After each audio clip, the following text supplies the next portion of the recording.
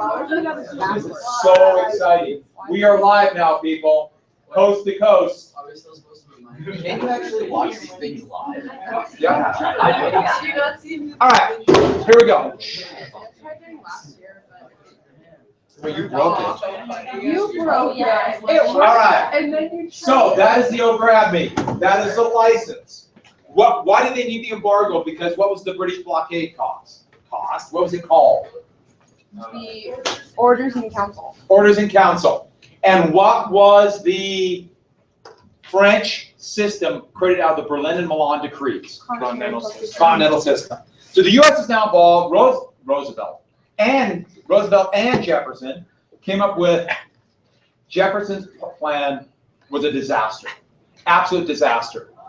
The economy, don't think in terms yet of a modern economy, but especially New England was really hurt because most of the merchants lived in New England. And they were hurt desperately by this, but southern plantation owners were hurt because they couldn't sell as much of their cotton, well, tobacco, and then more and more cotton. And so Jefferson could not run for re-election, and in 1808, he made the statement, I am done being president, I don't want to be it, I want to go back home. He actually kind of wanted to be president again.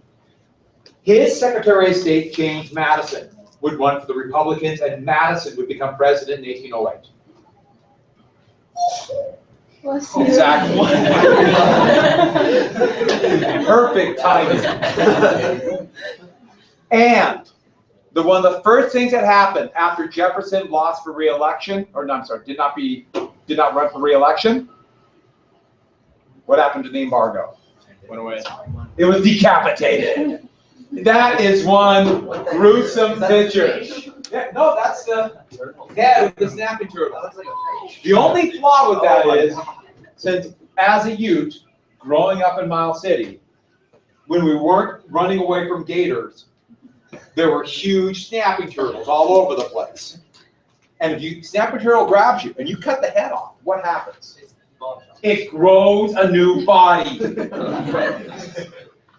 No, it grips harder. You can't get it off. I had a snapping turtle on this finger for 6 years. The only way I could rip the finger off. It got better. That was the only way. So, with that, now President Madison has got to deal with this issue, and thus, because there's still, the war is going on, there's still impressment, there's still, the big thing was the British ships stopping American ships. That was the big thing. The Continental system was a bother, but the blockade, the orders in council. So, let's get to, is that your new favorite picture? Which one? The Madison administration. President Madison has now got to deal with this. And Madison is a Republican. Even though he's accepted some Federalist tenets, that is Dolly Madison. Dolly Madison, his wife, what do they call his wife? No, I know, I tricked you. Dolly Madison, the wife of the president, was simply the wife of the president. It would not be until the 1870s they would start calling them first ladies. Why did they start calling them the first Lemonade Lucy Hayes. She was in part of the temperance unit, and it's kind of to mock her. We must not drink alcohol because of the first lady, that's all. It was meant to be mocking, and now they're all called the first lady. And so, Dolly Madison was incredibly intelligent, much like Abigail Adams. Now practicing swimming. It just keeps popping. Does it hurt? Yeah. Huh? Yes. Wait a minute, it hurts. It hurts when I do this. I understand. You think maybe you could like pop it out? That'd be good. Okay. Everyone hold Anna, and then I will pull the arm out. Stop it. That popping will no longer bother you. All right. So back to this. Abigail Adams, much like Abigail Adams, she had a great influence on her husband. Her husband very much respected her. And considering the fact this was 1812 or 1813 when he became president, women had very little influence, and so they had to exercise behind the scenes, which is unfortunate because she was probably significantly smarter than her husband. Dolly Madison was probably brilliant, but had to do it in a different way. And Madison was really smart. And so, just have to mention Dolly Madison. but that war was still going on. The war was raging. The embargo is gone.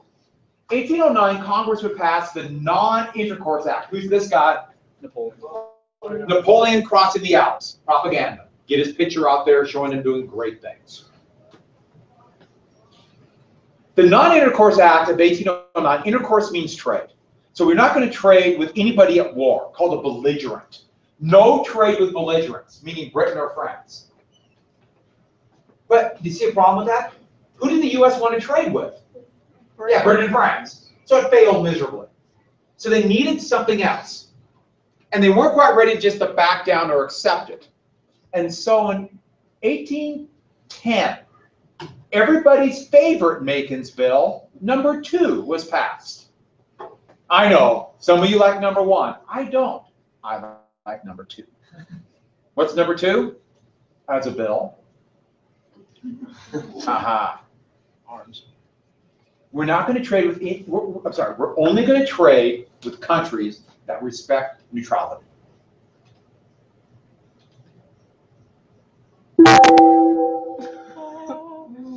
They're here. How do we get to Nazis out of that? No, remember the Nazis are watching us? They're also. Are you calling them Nazis, our administration? No, quiet. Taylor. Remember we also called? Mr. Zanto?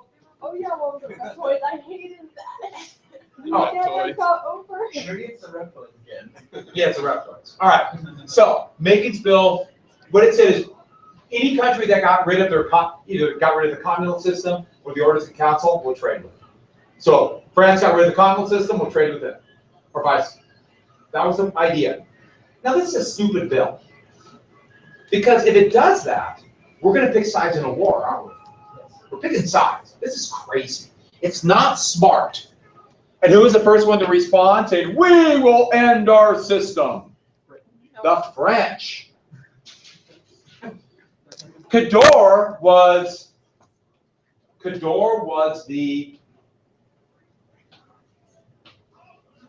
And by the way, this is stuff you should have read. So I guess we're ready for the test now. Yes. Now we gotta be careful about just quickly answering stuff without thinking. He was the French foreign minister who replaced Talleyrand. Talleyrand's coming back, don't worry. But in this Cador letter he sent to the United States, it's this rambling, hard to follow thing that basically says, don't end the continental system. He's lying. Do you want an ice cream sandwich? No, thank you. I do. Does anybody? No. But thank you for asking. Ouch. You got it. Let's be clear about something. I'm pretty cool. They're coming off of me ice cream sandwiches. That's the only definition of cool I know. No one's really, you're like, yeah, whatever. I want to know more about the Cador letter. Okay. The U.S. bought it. Hook, line, and sinker. So in 1811, we quit trading with whom? Britain. Britain. Very good. We quit trading with Britain. We entered the war, didn't we, essentially? It was a foolish move because it was the British blockade that was causing us real problems. And now we've essentially entered this fight. 1811, there was horrible fighting in Spain, and Britain was very desperate, so they're really not going to change. Fortunately for the British, Napoleon's about to make his fatal mistake. We'll come back to Russia. But while this is going on, something even bigger is happening for the history of the United States.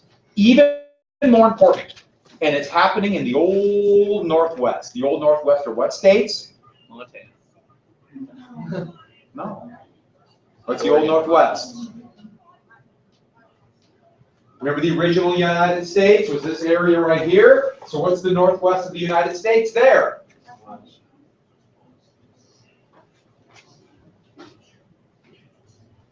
That's the Northwest, the old Northwest. A series of battles there that will change the course of American history. It's called the Northwest, we call them generically the Northwest Indian Wars. And these, Wisconsin, Michigan, Ohio, Indiana, and Illinois. No, that's not how you say Illinois. But if you're around Mr. Diola or Mrs. Odell, you say Illinois. They get really mad. No way, it's the other way around. But they're from Illinois, so I always say, aren't you from Illinois? Every chance I get. Yeah, it's juvenile. All right. Back in 1794, I mentioned this before, we got to come back to it.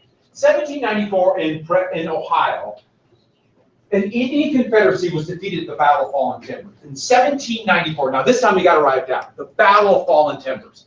It was a bloody but decisive battle. 1794, Mad Anthony Wayne commanded the American forces. The big thing was the Americans had cannon with, what is it when you fire the little cannonball? It's a big one?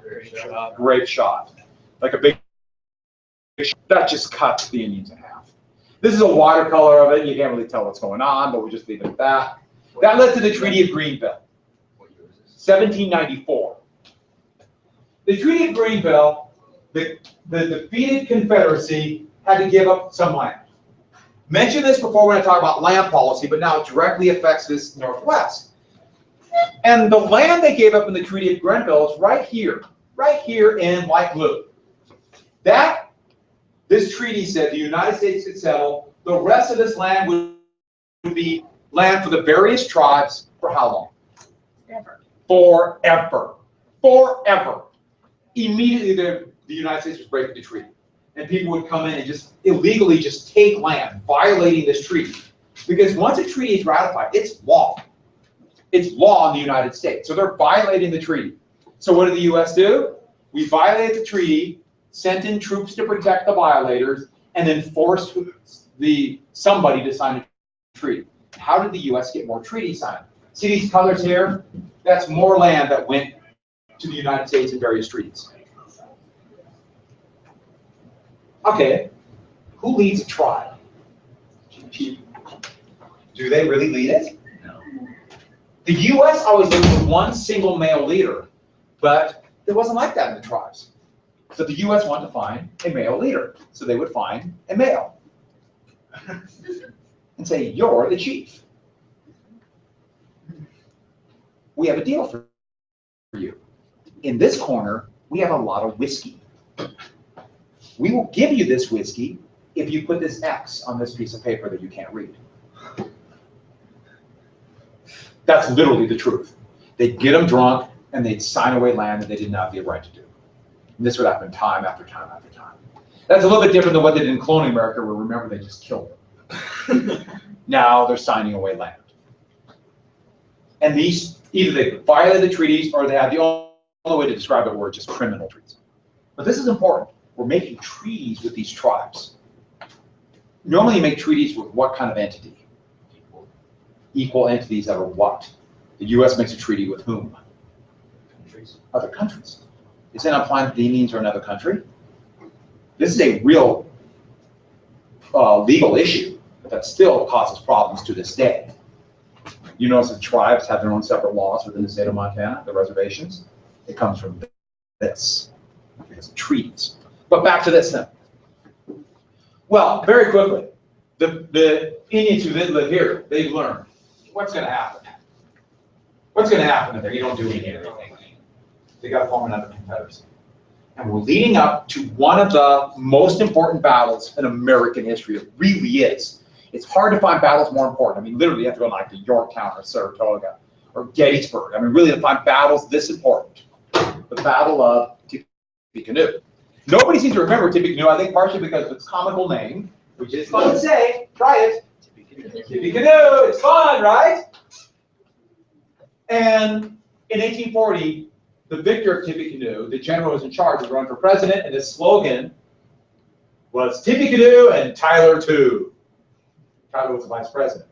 And it seemed like that kind of, people forgot the battle by the Civil War. It changed everything, this battle. Well, a couple of Shawnee, the best known and one of the truly great Americans in history, was a man by the name of Tecumseh. And Tecumseh realized correctly, there's no doubt he's right here, the only way the United States will be stopped is to start a confederacy. We can't fight each other anymore. And we have to become independent. Do you remember when I talked about King Philip's War and the fur trade? And they started just only trading for fur? What Tecumseh said is, we got to quit doing that. We got to go back and make our own stuff, make our own food. He wanted to go back to the bow and arrow. Actually, the bow and arrow, if you're good at it this time, actually had huge advantages. You can fire faster. And it was easier to sneak up on people. But it's hard to master. We got to go back to these old ways and not be dependent upon the United States, especially whiskey. Get away from whiskey and rum. He knew that was destroying them. So he made this very logical argument to other tribes. We must band together as one, or we will be destroyed individually. He's exactly right. But added to this was a religious factor. His brother was what? Well, that's his brother's name. He lost an eye. There's a lot of one-eyed Indians. They would play bow and arrows with each other, just without the arrow tip. They'd shoot bow and arrows at each other, and little kids. There's a lot of one-eyed Indians. That's true. True story. It's one of the things that, it sounds almost comical. Yeah, that's actually true. But, how do you pronounce his name? That's phonetically? Anybody? You want me to pronounce it? The Prophet. Yeah, English speakers couldn't pronounce it, so the United States, they call him the Prophet. He was a religious leader for the Shawnees. And so we had Tecumseh with this very pragmatic argument, band together. We got to get over our old grievances or we're destroyed. And then the prophet saying, the gods are behind us. And he had proof. You follow us, and we will be led to victory. And people said rightfully, how can we believe you? And he said, because the gods are behind us. And to prove it, I will make the sun disappear. And at the very moment he said it, the sun vanished. He said, I will bring the sun back. And it came back. You know, if somebody could make the sun disappear, I'd probably follow it. Just throwing that out there. Like a cloud or something. Eclipse. I don't know what this eclipse is. God's hand moved the moon. Some God, I don't know. No, what happened? Anyone know the story? No, just the eclipse. He predicted it. Okay, by then astronomers already knew when the eclipses would come. And so in 1803, 7 years before he predicted the eclipse, a bunch of tribal leaders were brought by the United States to Philadelphia. Philadelphia was kind of the center of science in the new United States. And they were, they brought them to various places. And one of them was an astronomer who gave the prophet, I can't pronounce his name either, a very accurate clock, an almanac, which had when the eclipse was, and a calendar. So he just waited 7 years. The problem is once you make the sun disappear, what kind of people will come to you? The crazy one. Yeah. And what do they want? To make it disappear. More. And so he started making predictions like you will be invisible to white soldiers. Bullets will bounce off of you. We'll see problems down the road with that one. But look at Tecumseh. Tecumseh really, okay, the brother, obviously, pretty clever man, but Tecumseh really was an able organizer, a great leader of people. Tecumseh really had something. To give you an idea why, the United States feared Tecumseh because they respected him so much. They did not insult him. In fact, one of the great American generals in history would be named, his middle name would be his, William Tecumseh Sherman. For years into the 20th century, especially in that region, when children wouldn't go to sleep, they would say, you better go to sleep or Tecumseh will come get you. I always wonder, would that really have you go to sleep? Oh, I'm so relaxed. Tecumseh's going to come get me. And then the monster under your bed will grab you. No, that doesn't work. Because I don't have children, so I don't know. They frighten me. But look how they drew him. What does he look like there? Yeah. Does he look like someone of European descent? That's how they show respect. Obviously, he must have European in him. He must have some kind of Caucasian ancestry. Racism. It couldn't be an Indian, he had to be an European. This is closer to what he looked like. They loved British uniforms. Loved them. All along that, they would trade for them with epaulets. They loved that. Well, that means kind of funny, but whatever. People, they just thought that was so cool, so we always dressed in that. He wanted to be independent, but he loved his British uniforms. I just think that's kind of funny. British uniforms. We're leading to the battle. Oh, these are 2 quotes by him. And these are were written down by, well, the Americans were, the United States was paying attention to him. And these are pretty good ones. Talking about those treaties, giving it away for a little bit of whiskey or rum or trinkets. Pretty good quotes, aren't they? He's pragmatic, isn't he? That's pragmatic. We can't do this. Or the sun will disappear. No. And so, with that,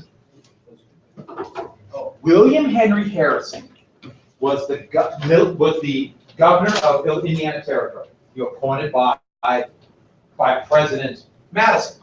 He was a soldier, son of a wealthy plantation owner. He's a very wealthy patrician man. He's a Virginian. Heck, they're all Virginians at this time. And Harrison had to do something about that, because the followers of Tecumseh, especially the most radical ones around the prophet, were in Indiana Territory. And they were in this area right here in the middle of Indiana. This is Indiana right here. Prophetstown, the United States called it. It had over 10,000 people in this kind of walled village along Tippecanoe Creek. And Harrison only had a few thousand troops. Most of them were militia, but he had cannon. That's big. Harrison knew he couldn't risk attacking him now, but he got a break. That fall, Tecumseh went south to try to get the powerful tribes of what is now Alabama, Mississippi, and also then it was the state of Tennessee. The Creek, the Choctaw, the Chickasaw, the Cherokee, and the Seminole. Don't worry about writing those down, just the powerful tribes of the southeast. He went down there. What a perfect time to attack. Before Tecumseh left, he went to his brother. Don't do anything stupid. Because his brother was, to say the least, rash. And that's when Harrison marched. He marched from his headquarters at a place called Fort Knox near Vincennes, Indiana, picked up a few more troops and marched to Prophetstown. But he didn't attack. He's not dumb. He's outnumbered. And so he dug a little trench square fortification right across Tippecanoe Creek from Prophetstown and sat there.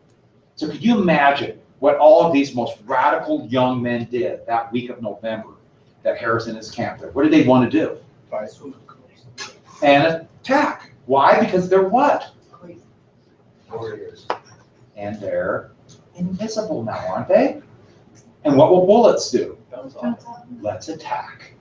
And for days, the prophet resisted. And then finally on November 11th, 1811, he couldn't do it any longer and said, let's attack. You said 1811? 1811. Tippecanoe.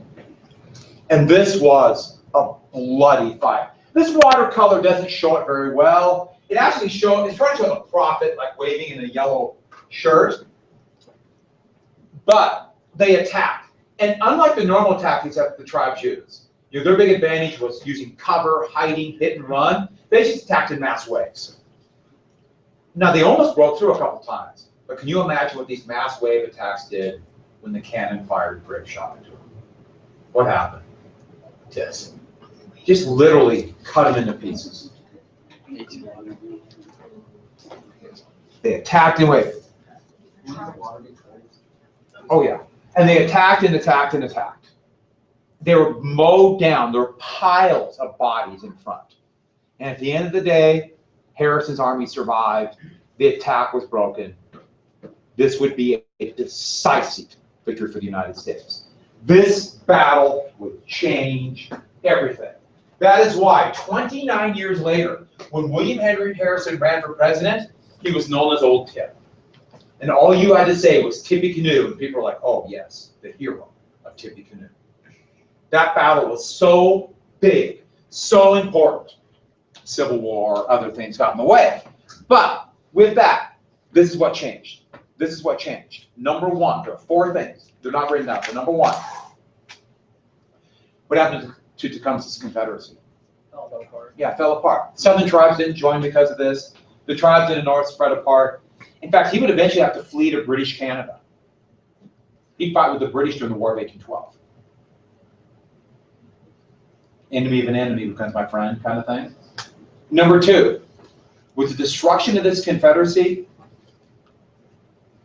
that's it. American Indians will never be able to stop the expansion of the United States. It's over. They will never have a chance again. This was their only chance that they could have unified the northern and southern tribes to protect their land. The United States will not just defeat them, the United States will destroy them. The tribes are done. And any fight from now on, there's going to be a huge battle in 1814 called Horseshoe Bend. What's the big battle in Montana? It was Montana Territory then, yeah, in 1876. Actually, the Lakota and the Cheyenne won, but it was just one battle. It was over. What you have basically is a nearly 80-year last stand. And it's going to be tragic and horrible for the tribes. And the United States will kill almost all of them. So this is a big deal, isn't it? It's over. They can't do it. Now, I got to be clear about it. It's not like the battle ended and everybody said, oh, it's done, victory. I mean, they didn't know how, they knew it's decisive, but it took a while for people to realize it's over. I mean, they're done. So any fight from then on, there's no chance. There's no chance for the tribes to hold on to their land. Next, number 3. This is really big too. After this battle, combined with the War of 1812, which is going to happen, they directly relate, more and more citizens of the United States started referring to themselves, and within 20 years they all did. Citizens of the United States became known as Americans. And that you got to get down. America. And I want you to think about this concept for a second. After this battle, it took about 20 years after this, but by 20 years, everybody said we're Americans. Think about this for a second. Canadians don't call themselves Americans. Brazilians don't call themselves Americans. Argentinians don't call themselves Americans. Only citizens of the United States say this is our continent and we're the Americans. You contemplate that for a second. Okay, not only is that, it's really arrogant. Yes, I do it all the time, but it's arrogant. It's mine. Canadians, you're not real Americans, you're Canadians. Now that might be true, but I like Canada a lot, actually. It was too bad when Mr. Sims used to teach here because he was Canadian. So. I also told him at the War of 1812, we defeated the Canadians. It was one of the many times we defeated the Canadians. Actually, they won, but I didn't want him to know that. God, now it's recorded. The whole world knows! No, you think about it for a second. It's our continent because we're special. Yeah, damn straight! It's our continent. Why is it our continent? Because we're special. Why are we special? Because we have a continent. Why do we have a continent? Because we're special. It's circular. This is important. Once you start referring to that as the beginnings of American nationalism, write down nationalism. Nationalism. There is something special about being a citizen of the United States. We are America. That's a big deal. It's a big change. Now it's become just part of the nomenclature, say Americans, and everyone knows what you're talking about. But the roots of that is this American exceptionalism. Aren't we special? And there's something else about it. What do they start calling American Indians in after this? More and more. Indians. Not just, well, Indians they're always called that. Savages. Heathens. Is that one of the 4 things? No, but it fits in with number 3. And think about it. Why they call them savages? It justifies taking their land now. Savages don't deserve the land, do they? Americans do. Isn't that amazing, though? The original Americans are no longer Americans. It's an interesting concept. But what is nationalism? What does it mean then? Feelings of greatness for one's country. Love your country. Think your country is great. Absolute unconditional love of your country. And why do you love your country? Your country is great. Because your country is great. Why is your country great? Because it's my country. Why is it my country? Because my country is great. That's it. And nationalism means unconditional, unquestioning love of your country. Your country can do no wrong. It's my country. Nationalism is actually a pretty dangerous thing, because once you believe you can do no wrong, does that stop you from doing anything then? No, What can you do? anything. Yeah, pretty much anything. Take over all the- Now, don't touch things. Nationalism is this idea that starts, they're talked about, but the French Revolution would have brought it out. There was no real American nationalism until Tecumseh was defeated. Then you combine that with, we survived the War of 1812. And we did not win, but we're here still. Nationalism, we must be great. What's patriotism? Patriotism is different. Yes. Yeah, it's you love your country, but for what it stands for, what it believes in. You love your country for what it believes in. Not because I love my country because it's my country. A patriot loves their country because of the ideals and the values that made the country great. Now I gotta be clear about it. If you're a patriot of the United States, then one of your key beliefs would be the Declaration of Independence. All men are created equal.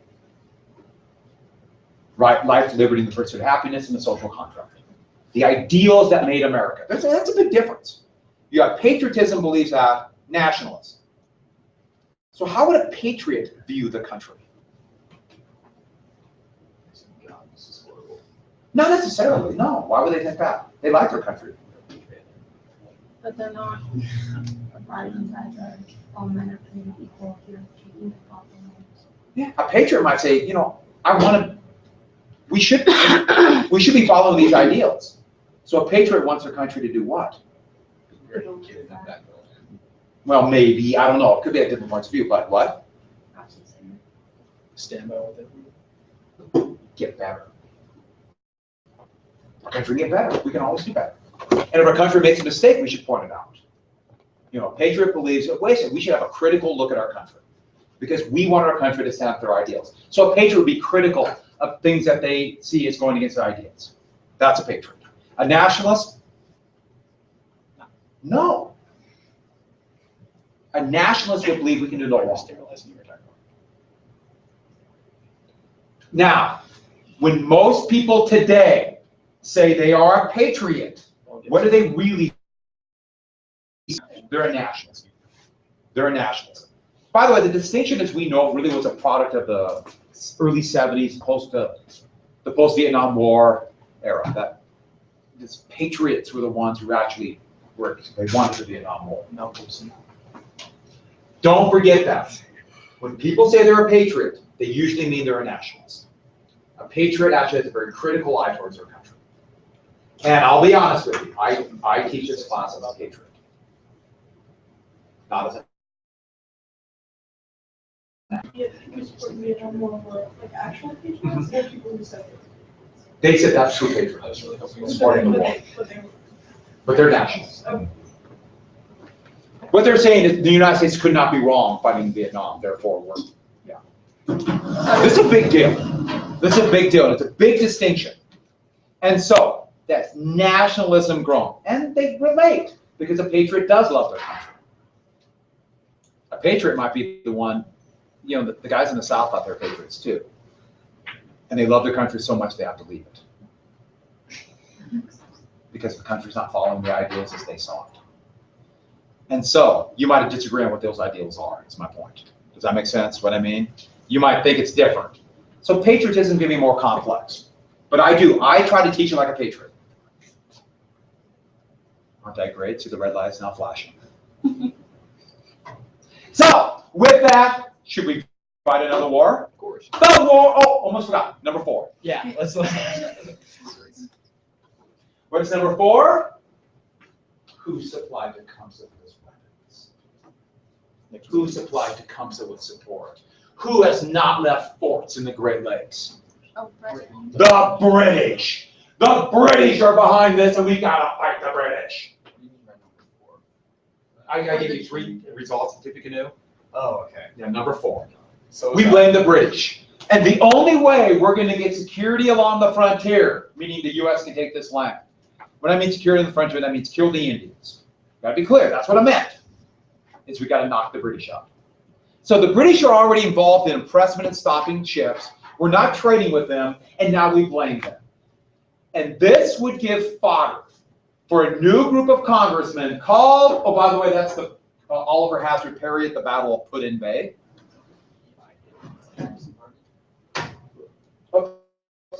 The new party would be called, don't do this. There he is. The Warhawks. The Warhawks were Republicans. They were elected in 1910. They were from the South and the West. Now, Grundy was one. He would be very prominent, and then he'd be overshadowed, and then he'd die relatively young too, but overshadowed by the one we really have to get. Henry Clay.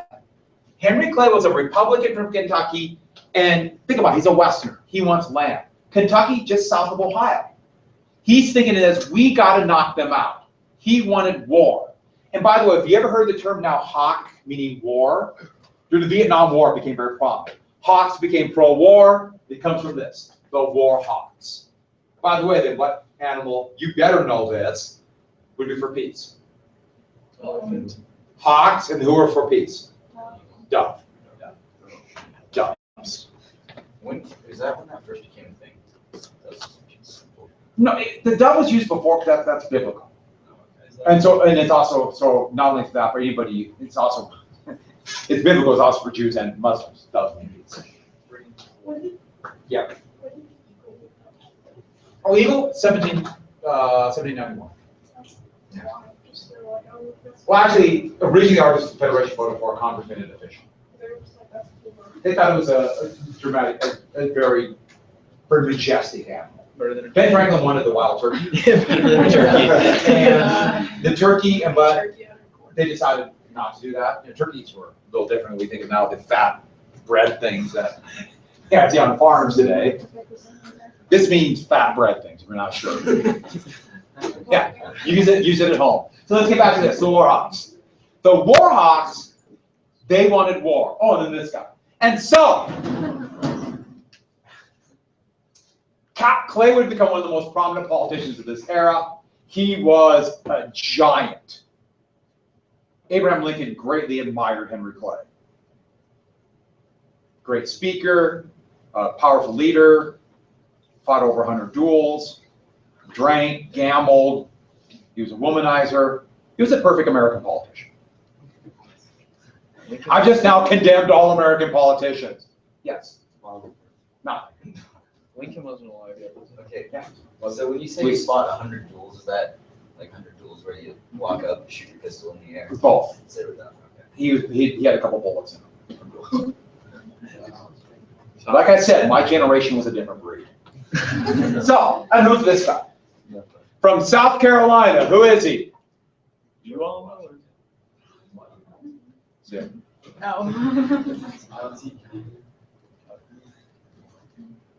Right there.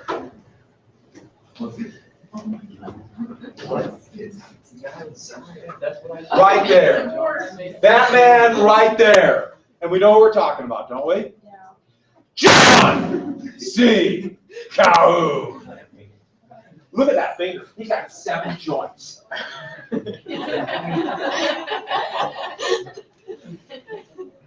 And that hair. Now you look at that picture. That's dramatic. But let's look at the picture that matters, right?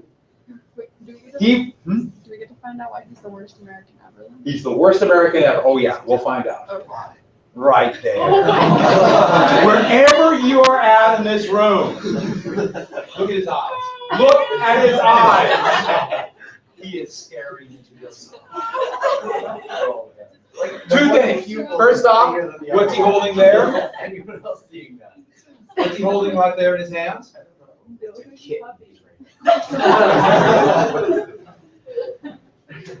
And what's this? This is the best part. Was that actually a kitten? Just yes. That was okay. Huh? Neck hair. Oh, really? He shaved it under here and let it grow out. Oh my God. Is that serious? Very serious. So I have good news for all of you. In December, we will have a dress-up day. for extra credit. I give you a lot of extra credit. This is a very beneficial thing. Okay. There are only 2 men you can dress up as. I know what you're saying. Wait a minute. In fact, over half my classes are women, and that's unfair. You're absolutely right. But it's not near as fun. That is one of the people you can dress up as. We got the LA neck. You'll come to it. And when you see the picture, you'll understand why. That is John C. Calhoun. They wanted war, and they would eventually push Madison. Madison, who didn't want it, would eventually be pushed. You don't need to know the exact date or the vote. I just put it there so I knew. June 1912. It took 100 years to vote. No, 1812. June 1812. Congress passed. I put the vote, though, to show you that the vote was not unanimous. It was really close, especially in the Senate. The vote was close. And almost all the people voting against it were Federalists from the North. This was a Republican war. The 3 stated reasons for the war in the Declaration of War address were neutrality rights. You know, the blockade, the British blockade. Number 2, security along the frontier. Tecumseh. Tecumseh. They didn't realize, well, they looked at it as he's coming back. He's coming back to get you by his sleeve. And Canada. The U.S. tried to take Canada, a very new country, back in 1775, 76 during the Revolutionary War. Failed miserably. And now they want to do it again. And these are the 2 big reasons. These are the 2 big reasons. And when it comes right down to it, it's land. They want land. The reason you want security on the frontier is so you can take more land. And they just assume the Canadians want to be part of the U.S., don't they? Of course. Yeah, why wouldn't they? And so the U.S. declared war. The United States was totally and completely unprepared. That's an understatement. In fact, the only reason we survived is because the British still were fighting the French.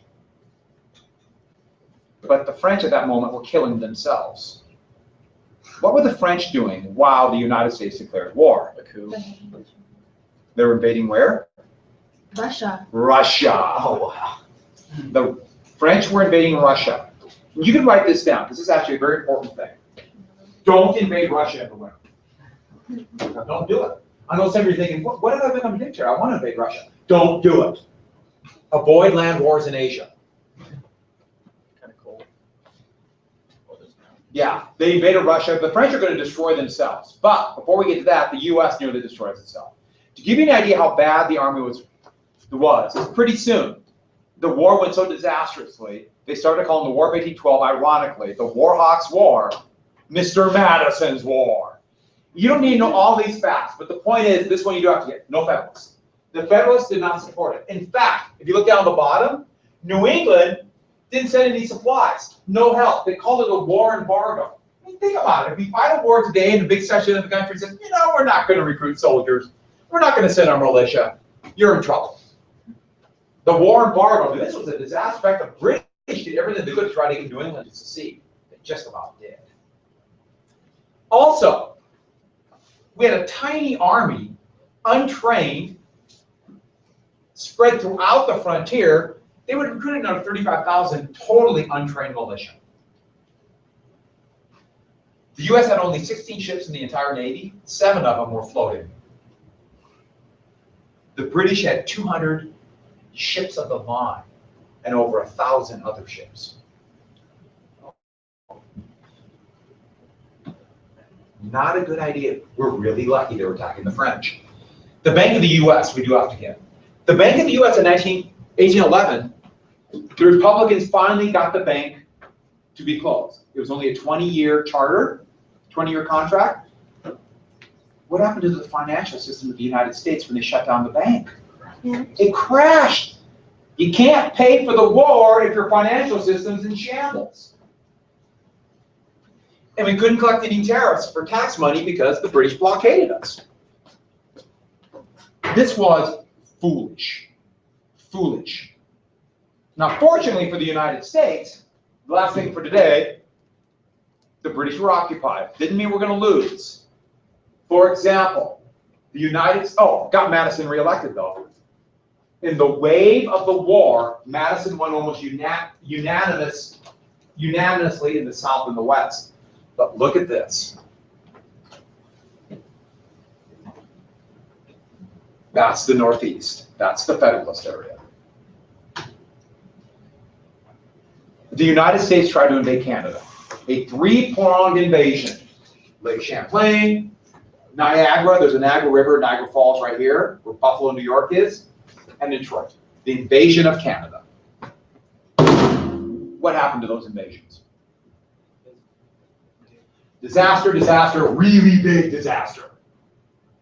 All of them failed. Detroit was the worst. At Detroit, a Revolutionary War general who's still in the army, kind of a fossil by the name of Isaac Hall, he went up to Detroit, had a few thousand men, experienced from Tippecanoe. Facing them were less than 1,000 British and Tecumseh remnants.